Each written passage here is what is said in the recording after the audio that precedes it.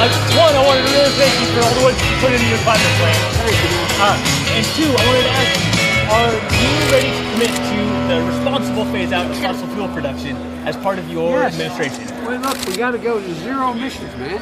Zero emissions. Zero emissions. And we can. It's within our wheelhouse. And the answer is yes. The answer is yes. And so that means the responsible phase out of fossil fuel production in this country? Have you had a chance to see my plan?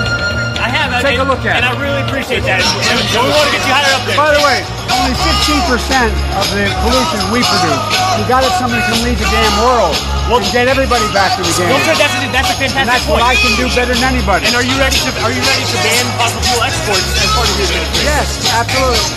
But we got to phase it. Anyway, you got to call my office. All right, thank you, sir. Expensive gasoline. Remember Vice President Biden, your response, and then we're going to have a final question for both of you. My response is that those people live on what they call fence lines. He doesn't understand this. They live near chemical plants that, in fact, pollute, chemical plants and oil plants and refineries that pollute. I used to live near that when I was growing up in Claymont, Delaware. And more oil refineries in Marcus Hook and the Delaware River than there is any place, including in Houston at the time. When my mom get in the car and when there was first frost to drive me to school, turn in the windshield wiper, there'd be oil slick in the window.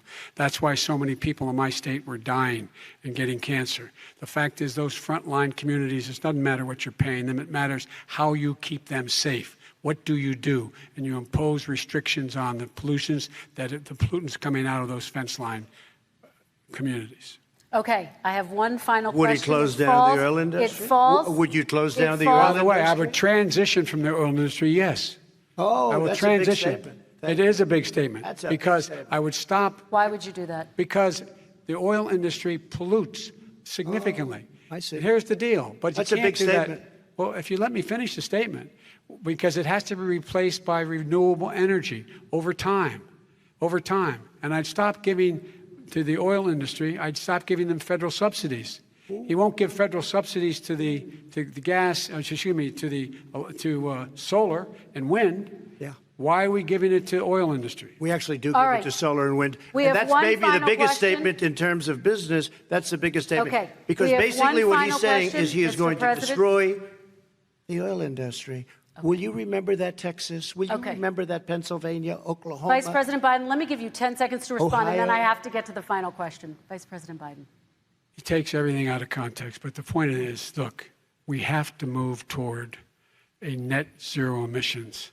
The first place to do that by the year 2035 is in energy production, by 2050 totally. All right. One is he going to get China to do it? No, we're finished with this. Is he going to get China to do it? We have to move on to our final question. No, we have to I'm move going on to to our final rejoin Paris question. Accord and make China abide by what they agreed to. All right. That'll This cost you is $1 about trillion. leadership, gentlemen.